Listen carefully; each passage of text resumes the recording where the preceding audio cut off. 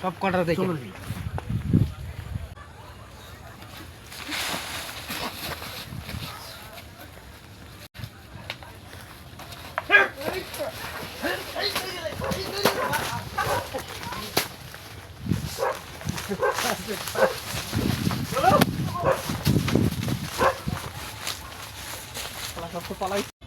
হ্যাঁ